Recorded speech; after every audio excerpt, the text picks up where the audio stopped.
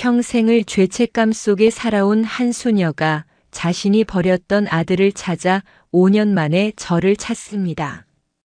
아들을 보자마자 오열하는 어머니와 그런 어머니의 눈물을 닦아주는 어린 동자승의 슬프고도 아름다운 이야기입니다. 신비로운 이야기 속에서 따뜻한 감동과 깊은 깨달음을 느끼셨다면 구독과 좋아요로 함께 해주세요.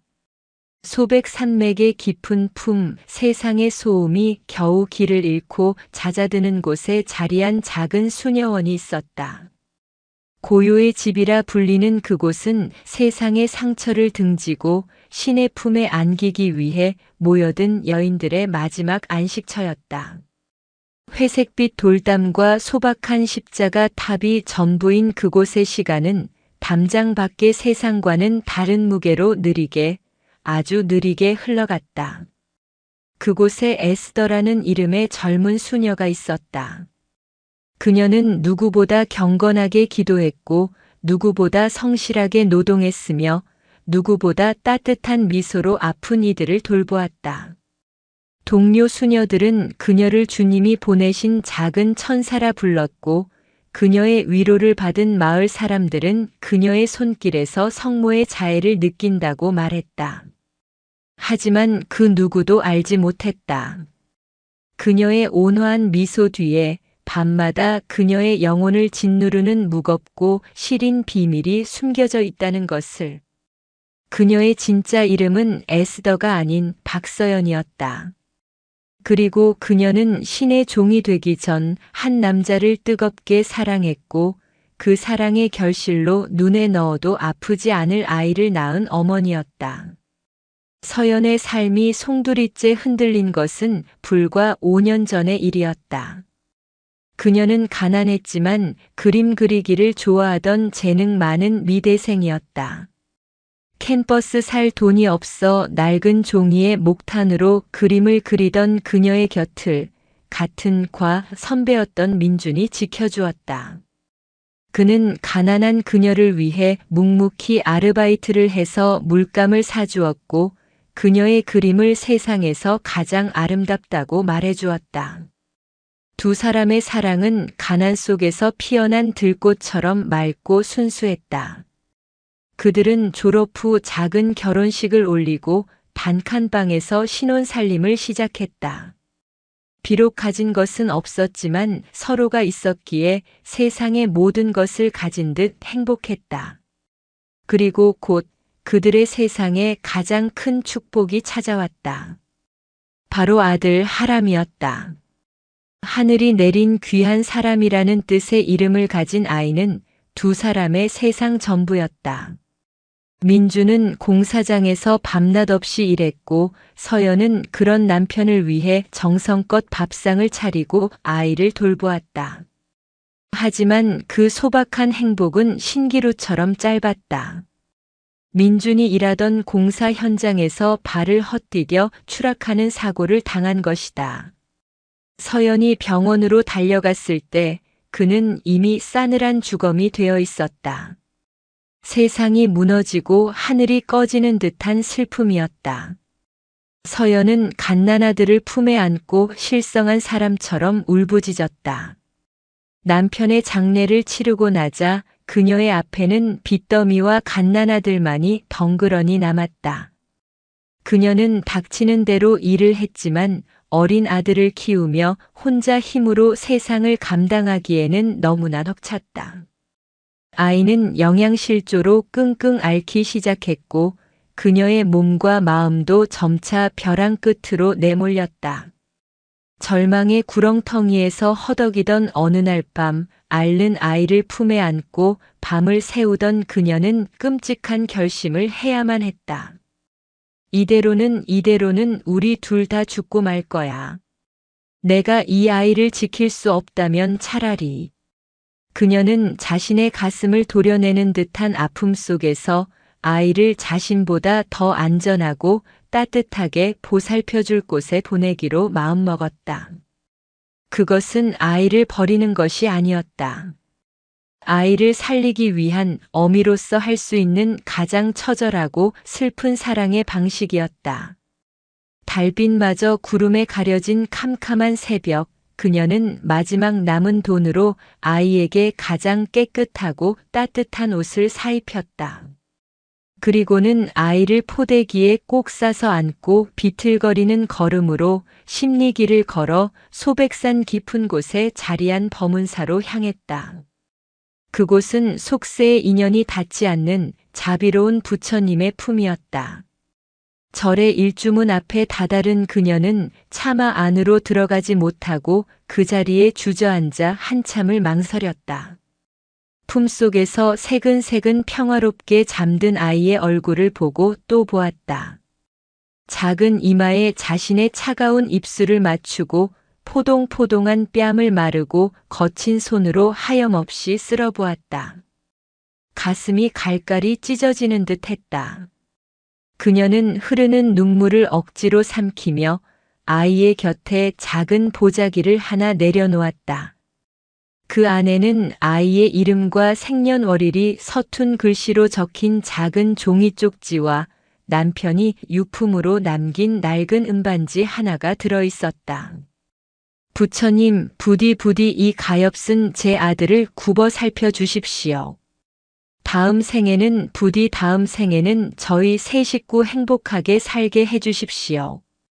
그녀는 차가운 땅에 이마를 대고 소리 없는 기도를 올린 뒤 차마 떨어지지 않는 발걸음을 떼어 새벽 어둠 속으로 사라졌다. 그 길로 그녀는 고요의 집을 찾아가 자신의 과거를 모두 지우고 수녀 에스더가 되었다. 그것은 죄의 대가이자 아들을 위한 영원한 속죄의 길이었다. 그날 새벽 예불을 드리러 법당으로 향하던 범은사의 주지, 해인 노스님은 일주문 앞에 놓인 작은 포대기와 그 옆에 남겨진 슬픈 사연을 발견했다. 스님은 이른 새벽에 한기에 아기가 상할세라 얼른 다가가 조용히 품에 안아들었다. 아이는 낯선 스님의 품이 어미의 품처럼 편안했던지 칭얼거리지도 않고 다시 깊은 잠에 빠져들었다.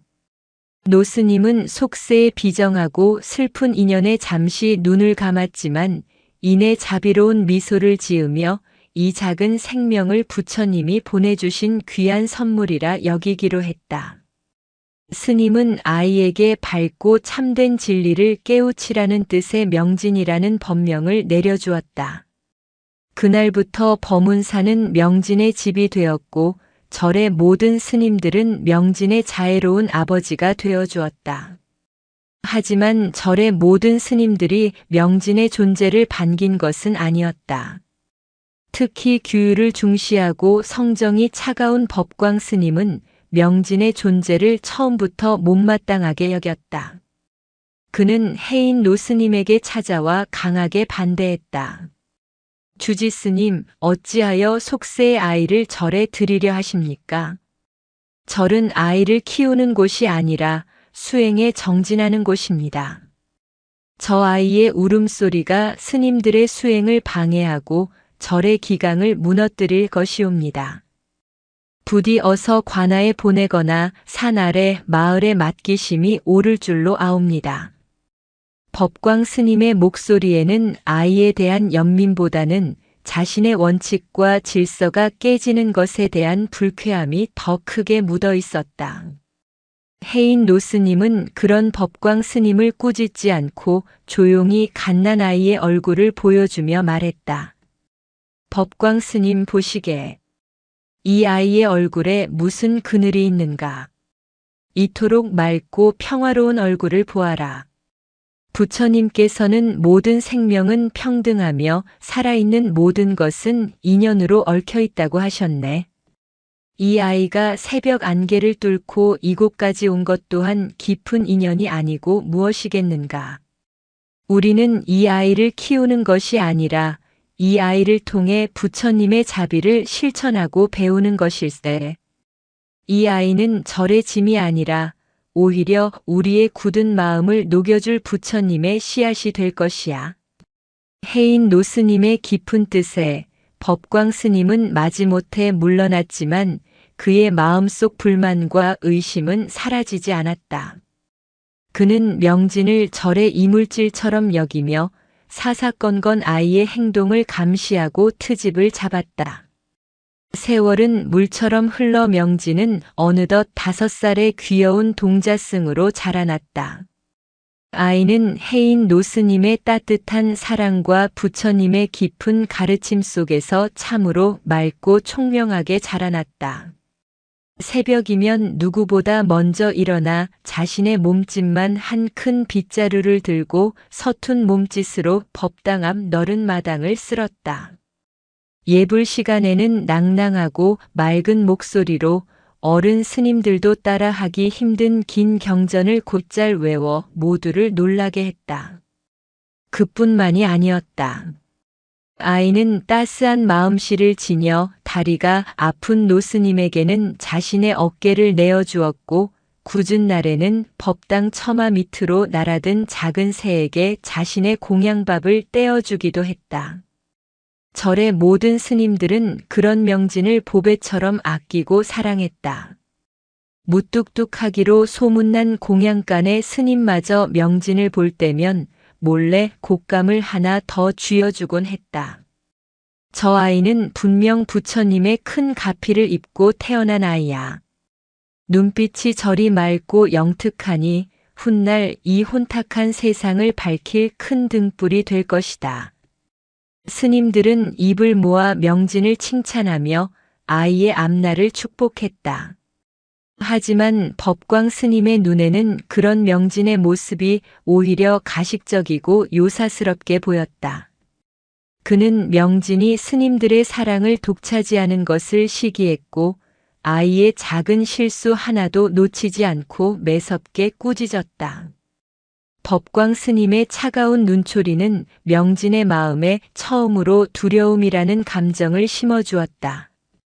그리고 그 두려움은 아이의 마음속 깊은 곳에 숨어있던 어머니에 대한 그리움을 더욱 아프게 자극하는 가시가 되었다. 수녀 에스더 아니 박서연의 시간은 고요의 집에서 멈춘 듯 흘러갔다. 그녀는 하루의 대부분을 기도와 노동, 그리고 봉사로 채웠다. 새벽 4시에 일어나 차가운 성당 바닥에 무릎을 꿇고 죄를 고백하는 것으로 하루를 시작했고, 낮에는 텃밭을 가꾸거나 아픈 이들을 위해 약초를 찧었다. 저녁이면 다시 성당으로 돌아와 세상의 모든 고통받는 이들을 위해 묵주를 돌리며 기도를 올렸다. 그녀는 자신의 삶을 온전히 신에게 바침으로써 아들을 버린 자신의 죄를 씻을 수 있으리라 믿었다. 그녀는 결코 울지 않았다. 눈물은 사치였고 슬픔은 신에 대한 불경이라 여겼다. 하지만 밤이 되어 모두가 잠든 시간이면 굳게 닫아두었던 그녀의 마음속에서 어김없이 그리움이라는 이름의 악마가 고개를 들었다. 그녀는 매일 밤 똑같은 꿈을 꾸었다. 꿈속에서 그녀는 갓난아들 하람이를 품에 안고 있었다. 아이는 그녀의 품에서 방긋방긋 웃었고 포동포동한 손으로 그녀의 얼굴을 어루만졌다. 그녀가 아이의 이마에 입을 맞추려 몸을 숙이는 순간 아이는 연기처럼 스르르 사라져버렸다. 그녀는 늘 텅 빈 품을 끌어안고 비명을 지르며 잠에서 깨어났다. 깨어난 뒤의 새벽은 더욱 지독한 고통이었다. 심장은 갈갈이 찢어지는 듯했고 텅 빈 자궁에서는 시린 바람이 부는 듯했다. 그녀는 베개를 끌어안고 소리 없이 흐느꼈다. 수녀 에스더의 단단한 껍질이 벗겨지고 어머니 박서연의 여린 속살이 드러나는 유일한 시간이었다. 그런 그녀의 고통을 유일하게 알아주는 이가 있었다. 바로 고요의 집의 원장인 베로니카 수녀였다. 70이 넘은 노수녀는 수십 년의 세월 동안 수많은 여인들의 상처와 비밀을 묵묵히 품어온 깊고 따뜻한 마음을 지닌 분이었다. 그녀는 에스더가 처음 수녀원에 들어왔을 때부터 그녀의 슬픈 눈빛 뒤에 감춰진 거대한 비밀을 어렴풋이 짐작하고 있었다. 베로니카 수녀는 에스더를 꾸짖거나 다그치지 않았다. 대신 그녀가 정원에서 홀로 눈물을 훔칠 때면 조용히 다가가 어깨를 감싸주었고, 그녀가 식사를 거를 때면 따뜻한 수프 한 그릇을 말없이 건네줄 뿐이었다.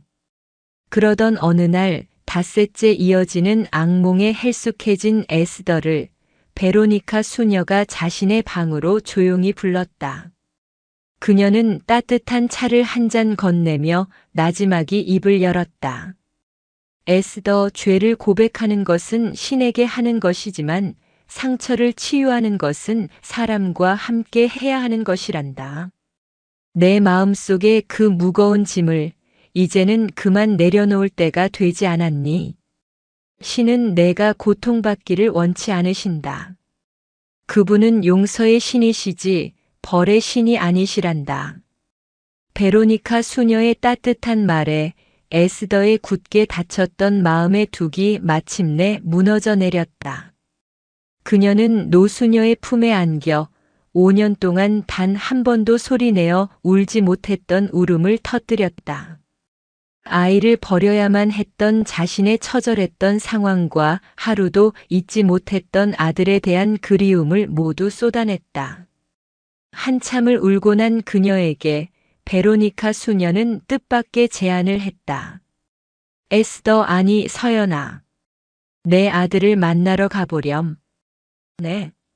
원장 수녀님, 하지만 저는 그럴 자격이 없습니다. 저는 제 아이를 버린 죄인입니다.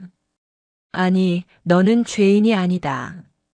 너는 내 아이를 살리기 위해 내 자신을 버린 위대한 어머니란다. 잊지 마라.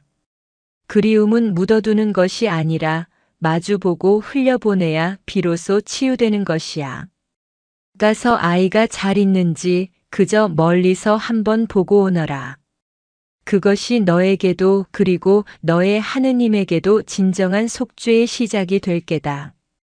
베로니카 수녀의 말은 어두운 동굴 속에 갇혀있던 서연에게 한 줄기 빛과도 같았다. 그녀는 며칠 밤낮을 고민했다. 아이를 만나는 것이 과연 옳은 일일까? 혹시나 아이의 평화로운 삶을 흔들어 놓는 것은 아닐까? 하지만 아이를 보고 싶은 어머니의 본능적인 그리움은 그 모든 두려움을 이겨냈다. 그녀는 마침내 결심했다.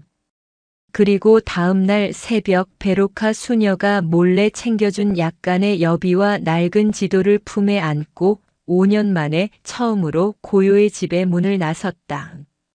범운사가 있는 소백산으로 향하는 길고도 험난한 여정의 시작이었다. 그녀의 발걸음은 두려움과 설렘으로 떨리고 있었다. 수녀원을 나선 서연의 발걸음은 무겁고도 가벼웠다.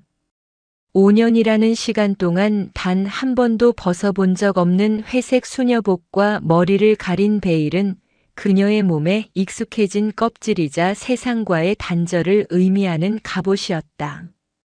그 갑옷을 입은 채 그녀는 아들이 있는 곳으로 향하고 있었다. 그것은 성스러운 순례이자 가장 세속적인 어미의 길이었다. 여정은 고되고 험난했다. 수녀원에서 범운사까지는 꼬박 사흘이 걸리는 먼 길이었다. 그녀는 낡은 버스를 타고 낯선 도시들을 지났다. 차창 밖으로 빠르게 스쳐 지나가는 풍경들은 그녀가 잊고 살았던 세상의 모습이었다. 다정하게 손을 잡고 걸어가는 연인들, 엄마의 손을 잡고 아이스크림을 먹는 아이들. 그 평범한 모습 하나하나가 그녀의 가슴을 날카롭게 후벼 팠다. 나에게도 저런 시절이 있었는데 내 아들 하람이도 저렇게 엄마 손을 잡고 걸을 수 있었을 텐데. 그녀는 차창에 이마를 기댄 채 소리 없이 눈물을 삼켰다. 버스는 덜컹거리며 시골길로 접어들었다. 길이 좁아지고 산세가 험해질수록 그녀의 심장은 더욱 거세게 뛰기 시작했다. 마지막 버스 정류장에서 내리자 범운사까지는 20이나 되는 험한 산길을 걸어 올라가야 했다. 그녀는 해지기 전에 도착하기 위해 부지런히 발걸음을 옮겼다. 하지만 익숙지 않은 산길과 마음속의 무거운 짐은 그녀의 발걸음을 자꾸만 더디게 만들었다. 거친 숨을 몰아쉬며 잠시 쉴 곳을 찾던 그녀는 길가의 작은 약수터에 이르렀다. 차가운 물로 목을 축이고 얼굴을 씻자 잠시 정신이 드는 듯 했다. 그때 등 뒤에서 나뭇가지를 한 짐 가득 지고 내려오던 한 노인이 그녀에게 말을 걸었다. 수녀님, 이 깊은 산골에 어쩐 일이시오? 길이 험한데 혹 범운사로 가시는 길이오? 서연은 깜짝 놀라 고개를 들었다. 노인은 주름 가득한 얼굴에 인자한 미소를 띠고 있었다. 그녀는 자신도 모르게 고개를 끄덕였다. 네, 맞습니다. 잠시 기도드릴 곳이 있어서요. 노인은 그녀의 지친 기색을 알아보고는 자신의 지게를 내려놓고 함께 쉬자고 권했다. 허허, 부처님 뵈러 가는 길도 좋지만 쉬엄쉬엄 가야지요. 이 늙은이와 말벗이나 좀 해주시구려. 노인은 범운사에 얽힌 오래된 이야기들을 들려주었다. 절의 자비로운 해인 노스님 이야기, 그리고 몇 해 전 절에 들어와 모든 스님들의 사랑을 독차지하고 있는 영특한 동자승 이야기도 빼놓지 않았다. 그 동자승이 어찌나 맑고 총명한지 온 절 안에 보배라오. 갓난아기 때 일주문 앞에서 발견되었다는데 필시 부처님께서 보내신 아이일게야. 노인의 말에 서연의 심장이 쿵 하고 내려앉았다. 갓난아기 때 일주문 앞에서. 그녀는 애써 태어난 척하며 떨리는 목소리로 물었다. 그 동자승은 나이가 몇 살쯤 되었는지요? 허허, 올해로 꼭 5살이 되었다고 들었소. 어찌나 예쁜지 보는 사람마다 마음이 환해진다니까. 5살. 자신의 아들 하람이와 똑같은 나이였다. 서연의 눈앞이 아찔해졌다. 우연일까? 아니, 이것은 우연이 아닐지도 모른다. 그녀는 더 이상 아무 말도 할 수 없었다.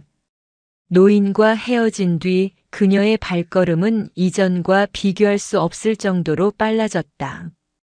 이제 그녀의 마음속에는 두려움이나 죄책감 대신 오직 아들을 만나고 싶다는 간절한 희망만이 가득했다. 그녀는 넘어지고 뒹굴면서도 쉬지 않고 산을 올랐다. 어느덧 해가 서산으로 기울고 산 전체가 붉은 노을에 물들 무렵 마침내 그녀의 눈앞에 낡고 장엄한 범운사의 일주문이 모습을 드러냈다. 5년 전 자신의 심장을 떼어놓고 돌아섰던 바로 그곳이었다. 범운사의 일주문 앞에 선 서연은 마치 거대한 산 앞에 선 작은 돌멩이처럼 한없이 작아지는 것을 느꼈다. 5년 전 핏덩이 아들을 품에 안고 이 자리에 섰을 때의 기억이 폭풍처럼 그녀를 덮쳐왔다. 그때는 캄캄한 어둠과 절망 속에서 아무것도 보이지 않았지만 지금 그녀의 눈에는 모든 것이 선명하게 보였다. 세월의 흔적이 묻어나는 낡은 기둥, 소백산 범운사라고 쓰인 빛바랜 현판, 그리고 그 너머로 보이는 고즈넉한 절의 풍경까지. 그녀의 발은 땅에 뿌리라도 내린 듯 떨어지지 않았다. 한 걸음만 더 내디디면 저 문 너머에 자신의 아들이 있을지도 모른다. 하지만 그 한 걸음을 뗄 수가 없었다. 그녀는 죄인이었다. 어떤 이유로도 용서받을 수 없는 제 자식을 버린 어미였다. 그런 자신이 무슨 자격으로 저 신성한 문턱을 넘을 수 있단 말인가. 혹시나 아이가 자신을 본다면 어미를 버린 죄인이라 손가락질하지는 않을까. 혹은 아이가 불행하게 살고 있다면 그 모습을 마주할 자신이 없었다. 수만 가지 생각들이 그녀의 머릿속을 헤집어 놓았다. 그녀는 차마 안으로 들어가지 못하고 일주문 옆에 커다란 나무 뒤에 몸을 숨겼다. 그리고는 담장 너머로 보이는 절의 마당을 하염없이 엿보기 시작했다. 저녁 공양 시간이 가까워졌는지 회색 승복을 입은 스님들이 분주하게 움직이고 있었다. 그녀는 눈에 불을 켜고 그들 사이에서 작은 아이의 모습을 찾았다. 심장은 금방이라도 터져버릴 것처럼 거세게 뛰었다. 얼마나 지났을까? 마침내 그녀의 눈에 자신의 몸짓만 한 빗자루를 들고 서툰 몸짓으로 마당을 쓸고 있는 작은 동자승 하나가 들어왔다. 동그랗게 깎은 머리, 작은 체구, 앙증맞은 회색빛 동자승복. 멀리서 보아도 대여섯 살 남짓 되어 보이는 어린아이였다. 서연은 숨을 멈췄다. 혹시 저 아이가? 그녀는 나무 뒤에서 조금 더 몸을 내밀어 아이의 얼굴을 자세히 보려고 애썼다. 아이는 빗자루질을 하다가 날아가는 나비를 발견하고는 잠시 일을 멈추고 해맑게 웃으며 그 뒤를 쫓았다. 아이가 이쪽을 향해 달려오는 순간 서연은 마침내 아이의 얼굴을 분명히 볼 수 있었다. 그리고 그 순간 그녀의 온 세상이 멈추었다. 잊을 수 없는 얼굴이었다.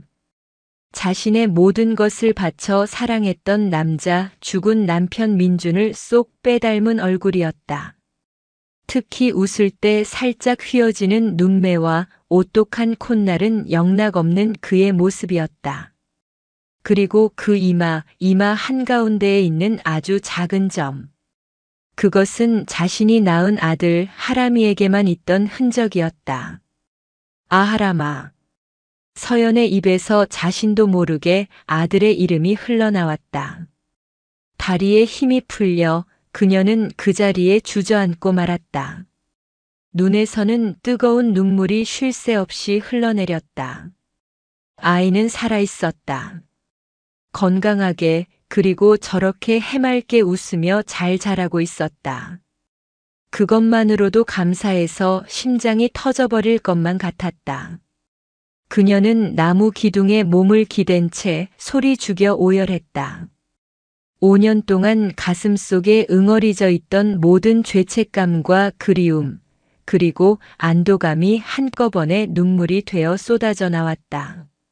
한참을 울던 서연은 문득 정신을 차리고 다시 아이를 바라보았다. 아이는 나비를 쫓다 말고 무언가에 이끌린 듯 일주문 쪽을 가만히 바라보고 있었다. 마치 나무 뒤에 숨어 있는 자신의 존재를 느낀 것처럼. 서연은 깜짝 놀라 다시 몸을 숨겼다. 아이의 맑은 눈과 마주칠 용기가 없었다. 바로 그때 서연의 등 뒤에서 엄하고 날카로운 목소리가 들려왔다. 명진아, 수행에 정진하지 않고 어찌하여 잡념에 빠져 있느냐. 고개를 돌려보니 날카로운 눈매를 한법광 스님이 아이를 매섭게 꾸짖고 있었다. 아이는 깜짝 놀라 몸을 움츠리며 다시 빗자루를 잡고 마당을 쓸기 시작했다. 그 모습을 보는 서연의 가슴이 칼로 베이는 듯 아팠다. 자신의 아들이 저렇게 다른 사람에게 꾸중을 듣고 있었다. 당장이라도 달려나가 아이를 감싸 안아주고 싶었지만 그녀는 그럴 수 없었다. 그녀는 더 이상 아이의 어머니가 아니었다. 법광 스님은 아이에게 다가가 빗자루질이 서툴다며 다시 한번 거칠게 타박을 주었다. 아이의 작은 어깨가 움츠러드는 것이 보였다. 아이의 눈가에는 금세 눈물이 그렁그렁 맺혔다. 그렁그렁한 눈물을 애써 참으며 묵묵히 빗자루질을 하는 아이의 모습에서 서연은 남편 민준의 모습을 보았다.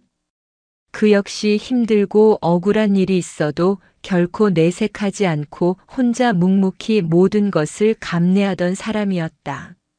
내 아가, 내 아가. 서연은 입술을 깨물며 흐느꼈다. 아이를 이곳에 보낸 것이 과연 옳은 일이었을까? 비록 굶주릴 지언정 자신의 곁에서 사랑을 듬뿍 받으며 자라게 했어야 하는 것은 아닐까? 뒤늦은 후회가 파도처럼 밀려왔다. 그녀는 더 이상 아이의 모습을 지켜볼 수가 없었다.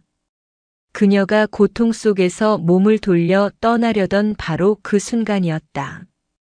법광 스님 그만하시게. 자애롭고 온화한 목소리가 들려왔다. 해인 노 스님이 어느새 나타나 법광 스님을 말리고 있었다. 저 어린 것이 무엇을 안다고 그리 매섭게 대하는가. 부처님의 가르침은 채찍이 아니라 자비에서 비롯되는 것일세. 해인 스님은 꾸중하는 대신 아이의 곁으로 다가가 직접 빗자루를 잡고 쓰는 법을 다정하게 가르쳐주기 시작했다. 그리고는 아이의 머리를 쓰다듬으며 말했다. 명진아, 괜찮다. 처음에는 누구나 다 서툰 법이니라. 마음을 담아 쓸다 보면 언젠가는 내 마음의 번뇌까지 모두 쓸어낼 수 있게 될 게다. 해인 스님의 따뜻한 위로에 아이는 금세 눈물을 그치고 환하게 웃었다. 그 모습을 본 서연은 다시 한번 그 자리에 주저앉아 오열하고 말았다. 다행이었다. 정말 다행이었다. 자신의 아들이 비록 자신의 품은 아니지만 저렇게 자애로운 분의 보살핌 속에서 바르고 따뜻하게 자라고 있었다. 그녀는 해인 스님을 향해, 그리고 부처님을 향해, 그리고 세상을 향해 끝없이 감사했다. 그녀의 눈물은 더 이상 죄책감과 슬픔의 눈물이 아니었다. 그것은 모든 것을 내어준 어미가 흘리는 가장 순수하고 뜨거운 감사의 눈물이었다. 그녀는 결심했다. 이 아이의 삶에 더 이상 짐이 되지 않으리라. 그저 이렇게 멀리서 아이가 행복하게 자라는 모습을 지켜보는 것만으로 족하다고. 감사의 눈물은 그러나 이내 더 큰 슬픔이 되어 서연의 가슴을 덮쳐왔다. 아이를 볼 수 있다는 기쁨은 잠시, 이제는 아이를 만질 수도 안아볼 수도 없다는 처절한 현실이 그녀를 짓눌렀다. 핏줄이 당긴다는 말이 어떤 의미인지 그녀는 온몸으로 깨닫고 있었다. 아이에게 다가가고 싶은 본능과 그래서는 안 된다는 이성이 그녀의 안에서 격렬하게 싸우고 있었다. 그녀는 나무 기둥에 이마를 박고 소리 없는 비명을 지르며 고통을 삼켰다. 그녀가 자신의 슬픔에 온전히 함몰되어 있을 때 바로 곁에서 작은 목소리가 들려왔다. 보살님, 어디 아프세요? 서연은 화들짝 놀라 고개를 들었다. 그녀의 바로 앞에 방금 전까지 저 멀리 마당에 있던 동자승, 명진이가 서 있었다. 아이는 어느새 마당 쓸기를 마치고 이곳까지 와 있었던 것이다. 아이는 커다랗고 맑은 눈으로 눈물범벅이 된 그녀의 얼굴을 걱정스럽게 올려다보고 있었다. 아니, 괜찮단다. 서연은 당황하여 급히 눈물을 훔치며 대답했다. 심장이 발밑으로 곤두박질 치는 것 같았다. 아이가 너무나 가까이에 있었다. 아이의 작은 숨소리마저 들리는 듯 했다.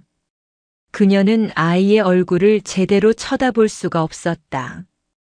혹시나 자신의 눈빛에서 감출 수 없는 어미의 그리움을 아이가 읽어버릴까 두려웠다.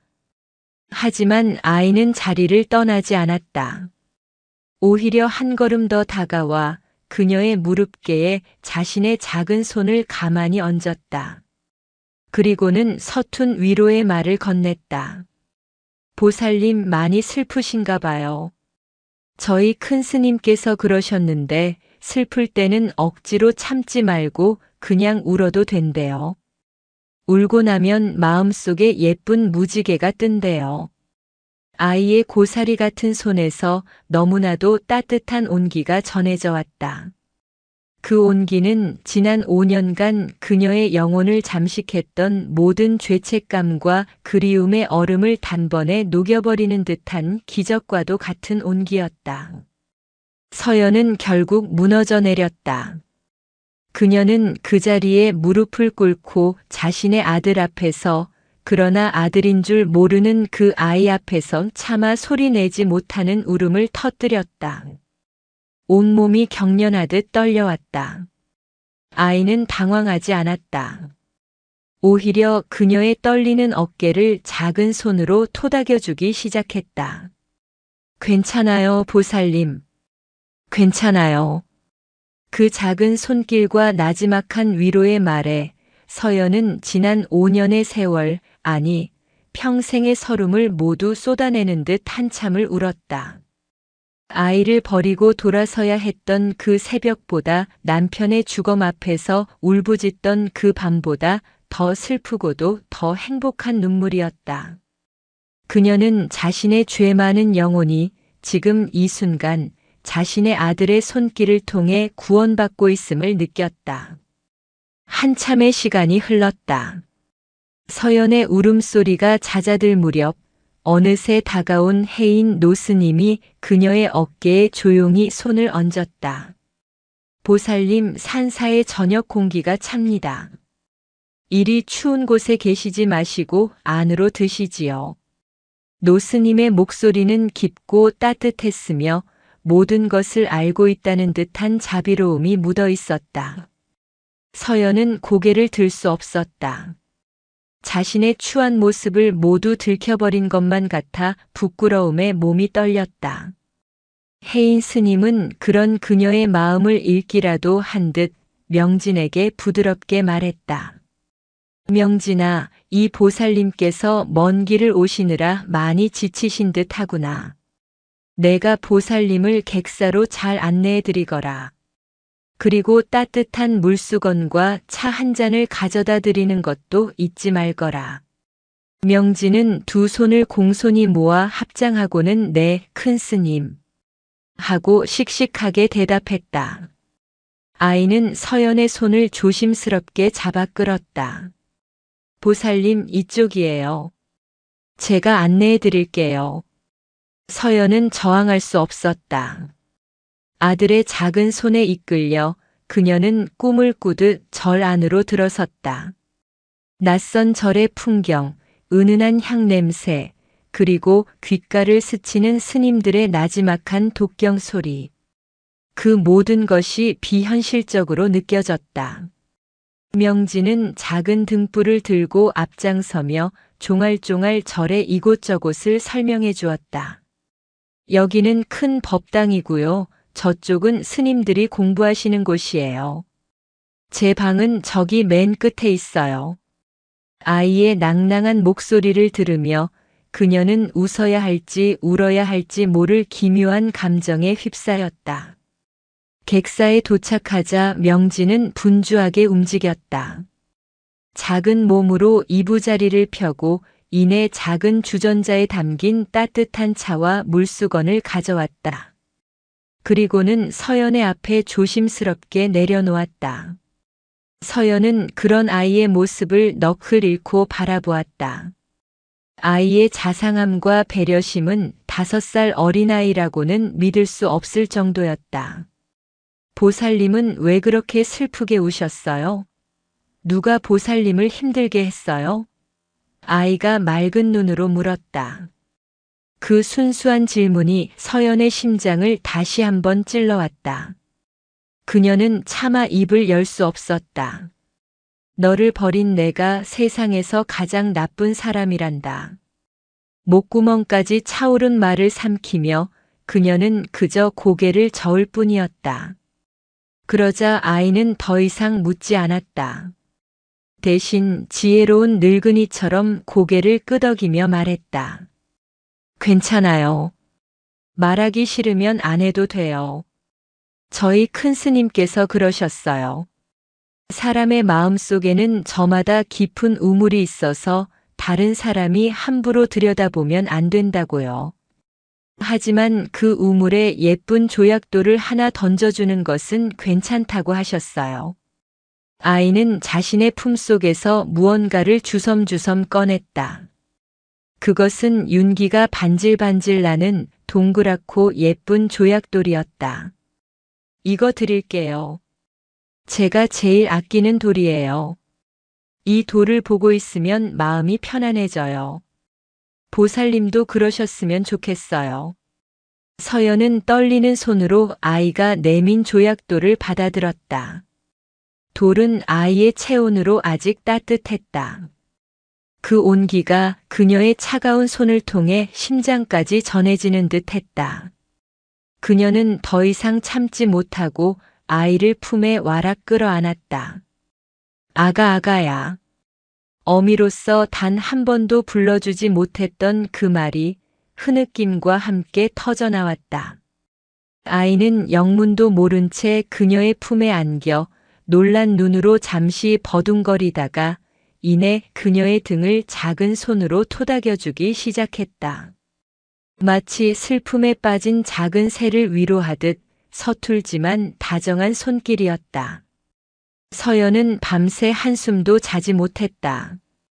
아들의 체온이 남아있는 듯한 조약돌을 손에 꼭 쥔 채 그녀는 어둠 속에서 수없이 되뇌었다. 나는 어찌해야 하는가? 이대로 하느님의 종으로 돌아가 평생을 아들의 행복을 멀리서 빌어주며 살아야 하는가? 아니면 이 모든 것을 버리고 지금이라도 어미로서의 삶을 되찾아야 하는가? 두 개의 길이 그녀의 마음속에서 격렬하게 싸우고 있었다. 다음 날 새벽 동이 트기도 전에 그녀는 자리에서 일어났다. 그리고는 결심했다.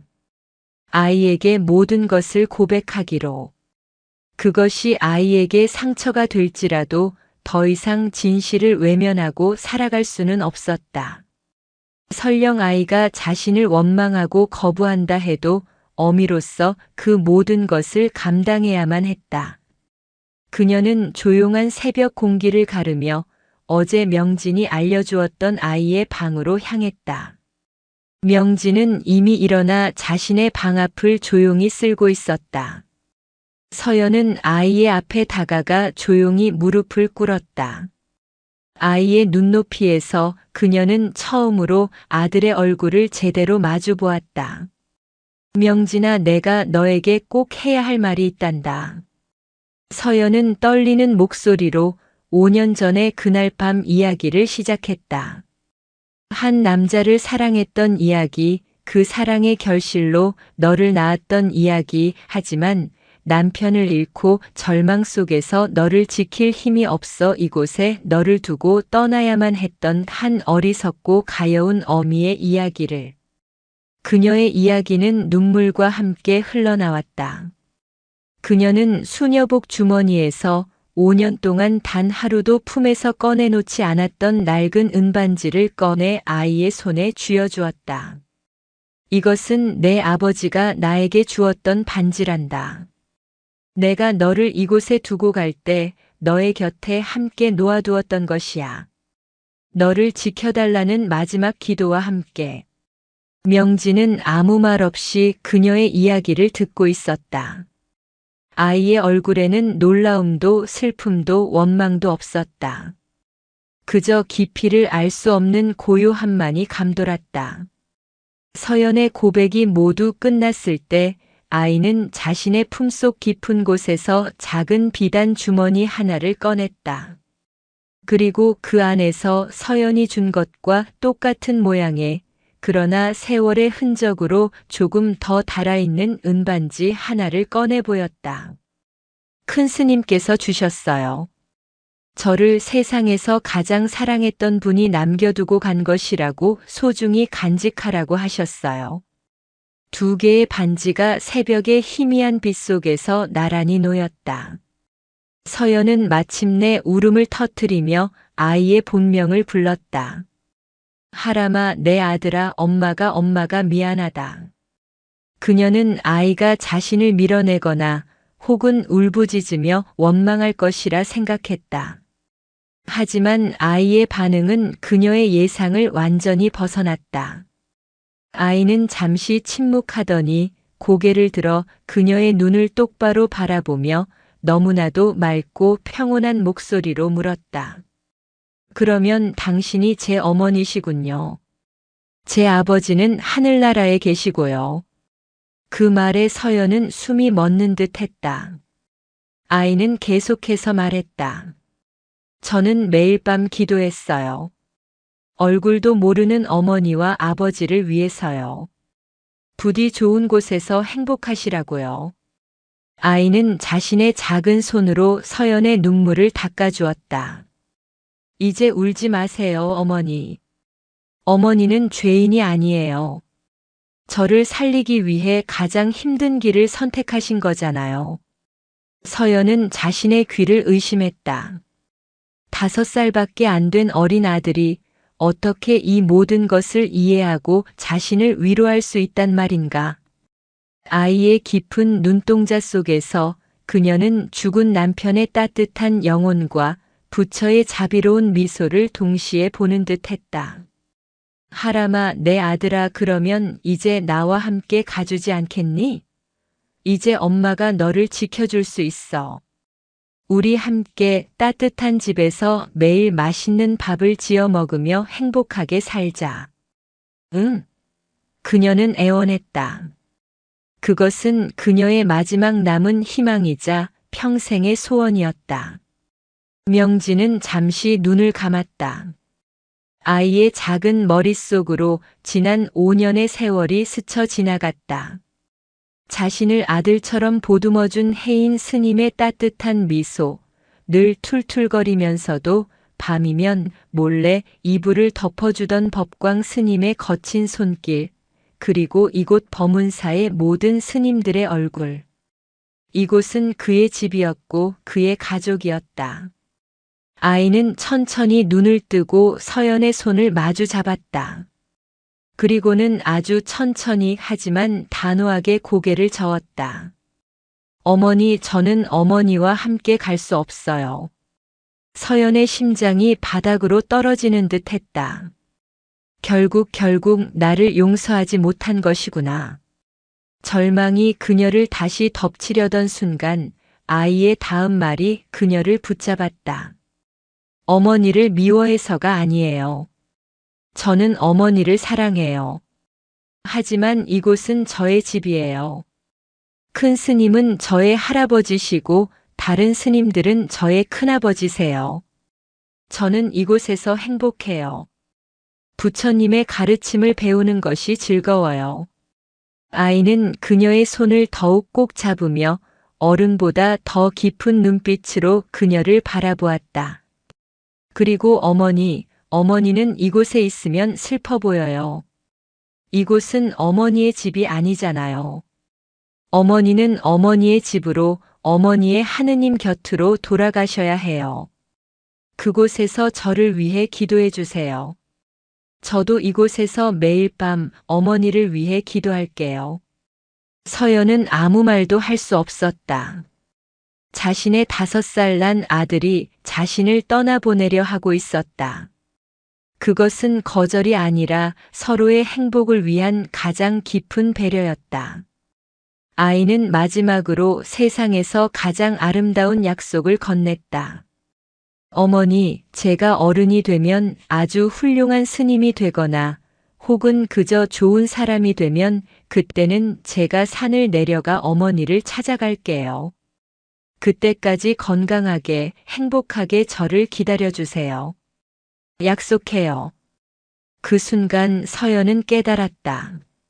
자신이 아이에게 주려 했던 사랑보다 자신이 아이에게서 받은 사랑이 훨씬 더 크고 깊다는 것을. 그녀의 이기적인 욕심이 부끄러워졌다. 아이를 데려가려는 것은 아이를 위한 것이 아니라 자신의 죄책감을 덜기 위한 이기심이었음을. 진정으로 아이를 사랑한다면 아이의 선택과 행복을 존중해 주어야 했다. 그녀는 눈물을 닦고 처음으로 환하게 웃었다. 그래, 내 아들. 약속할게. 엄마가 너를 기다릴게.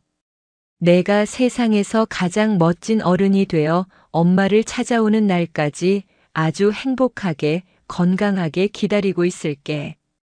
그녀는 아이를 마지막으로 한번 꼭 끌어안았다. 그 포옹 속에는 5년의 그리움과 평생의 사랑, 그리고 미래를 향한 굳건한 약속이 모두 담겨 있었다. 멀리서 이 모든 것을 지켜보던 해인 노스님의 얼굴에 새벽 햇살 같은 온화한 미소가 번졌다. 서연은 아들에게서 받은 조약돌과 남편의 반지를 가슴에 품고 미련 없이 범운사를 나섰다. 그녀의 발걸음은 더 이상 죄인의 발걸음이 아니었다. 세상에서 가장 자랑스러운 아들을 둔 세상에서 가장 행복한 어머니의 희망찬 발걸음이었다. 가장 순수한 위로는 때로 아이의 작은 손길에서 비롯되며 진심 어린 연민은 굳게 닫힌 마음을 여는 열쇠가 됩니다. 진실한 고백은 용서를 구하는 행위를 넘어 오랜 죄책감의 굴레에서 스스로를 해방시키는 첫걸음입니다. 가족의 의미는 핏줄에만 얽매이는 것이 아니라 함께한 시간 속에서 사랑과 보살핌을 나눈 모든 인연을 포함합니다. 진정한 사랑은 상대를 소유하는 것이 아니라 상대방의 행복과 삶의 길을 존중하며 기꺼이 기다려주는 것입니다. 가장 깊은 상처와 이별 속에서도 서로의 행복을 빌어주는 아름다운 약속은 절망을 희망으로 바꾸는 가장 위대한 힘이 됩니다.